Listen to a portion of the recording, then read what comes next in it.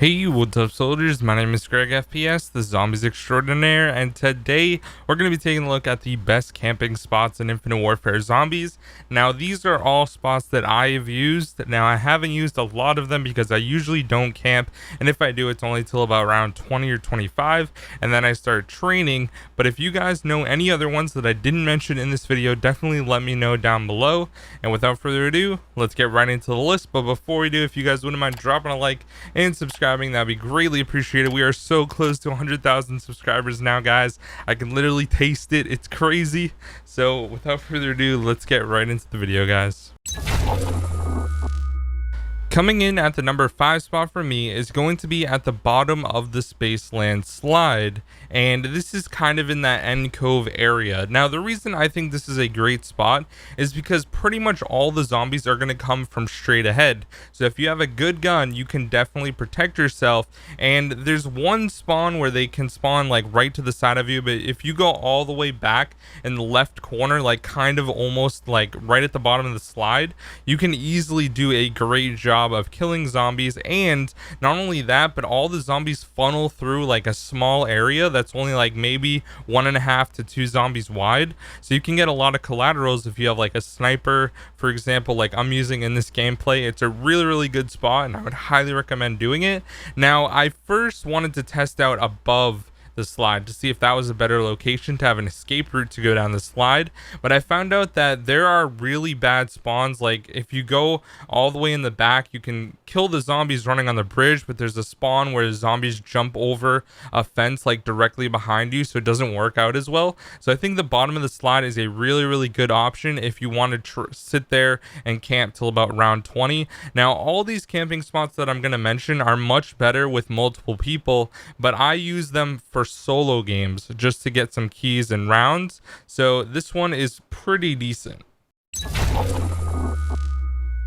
Coming in at the number 4 spot is going to be another area on Zombies in Spaceland, and I think this one is probably the best one on Spaceland overall, and this one is behind the arcade. Now, what I did was I went through the area with the bumper cars and I didn't open the door to the arcade. Now, you can use that as an escape route, and another escape route is right next to blue boats, where you back all the way up. All the zombies are going to run from straight ahead, so you really don't have to worry about that. And there's a window that's right before to the right hand side of where you go in the bumper cars from this side, and pretty much all the zombies are going to spawn from there and just run towards you. So if you have a decent gun, you are set. And also you can escape underneath and go underground, and that is also a really good place to be because you can just escape by the door, run down there, and just get out of whatever situation you're in. So I think that this one is a really good spot, and it's the best one on Spaceland that I've found because there's no spawns behind you or to the side of you unless you open the door, and all the zombies just run from pretty much one window, and you can get out really easily with a great escape route. So I would say that this is the best one in Spaceland, and it came in at the number 4 spot in Infinite Warfare Zombies camping spots.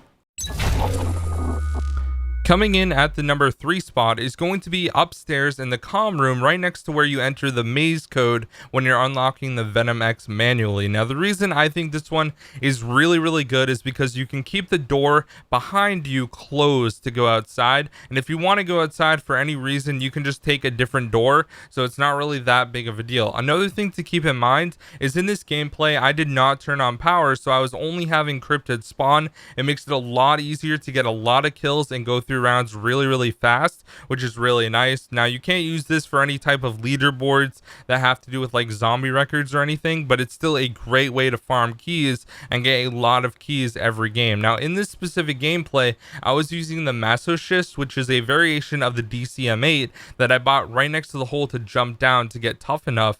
And what this variation has, it's an epic variant, it's going to have unlimited ammo, but you take damage every time you shoot. So the really good thing about this one is I can literally just hold it down and I'm going to be red screened. So if I get hit once by any of the cryptids, I'll go down for sure. But if I don't take any damage and I make sure to kill them all before, then I'm pretty much set. And you can use the smart shot, which helps a lot, I would say. Now, one thing to keep in mind if you don't end up turning on power is you need to make sure that you are careful every single time at the start of a new round, because a phantom is going to spawn on you after round 8. So you really need to heal up and kill the phantom right away, and then the round is going to start. Now, I made it to 60 with no downs using the strategy, and then I just got bored and ended the game. So I think that's a really good spot. Coming in at the number 2 spot is going to be inside of the strip club on Shaolin Shuffle, where you pack a punch. Now, the reason I think this one is really good, and the only thing I use in this area, is going to be the katana.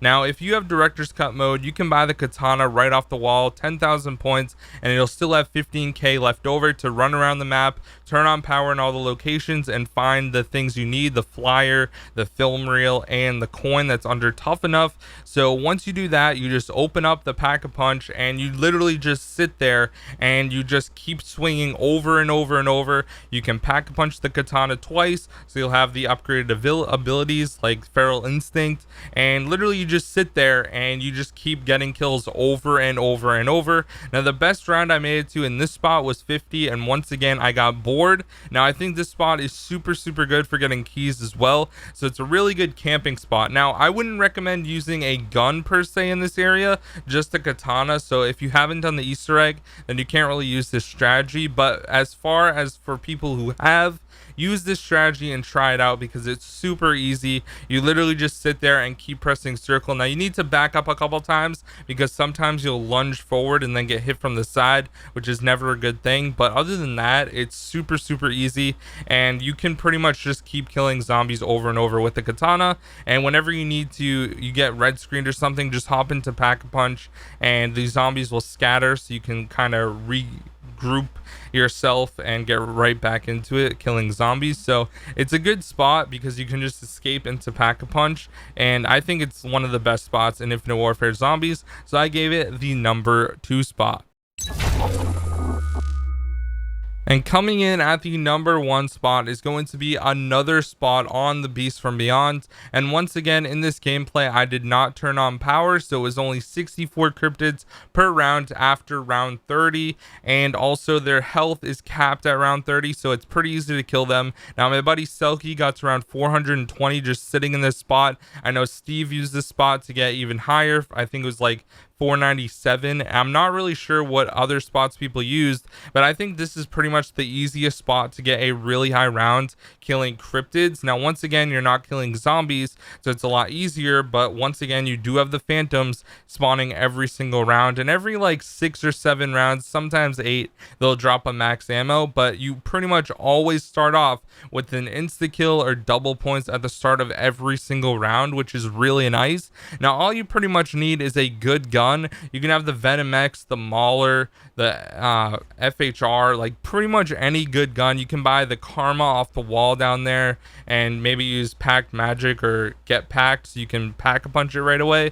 There's a lot of good options for this spot, and you basically just sit there and keep killing cryptids over and over and over. And like I said, it's only 64 per round. Now, I have not used this spot with zombies, so I don't know how hard it is to, control this, but you can always turn on the electric trap to kill zombies and cryptids whenever it's recharged. So this can be a pretty decent spot if you guys want to go for high rounds. I only made it till about round 35 or 40, and I think I died because I was hitting the box, so I don't think it has anything to do with that. I think it's just an easy spot if you stay in that area. So anyways, guys, I hope you enjoyed this video of the top 5 camping spots in Infinite Warfare Zombies. Now, these are spots that I have used, and I'm sure I missed a couple that maybe you guys use. Now, once again, I wouldn't recommend camping very long unless you're using one of the cryptid strategies and that I showed in this video. I think it was number 1 and number 3. Those are like the 2 good ones that you can go well past like round 20, 25.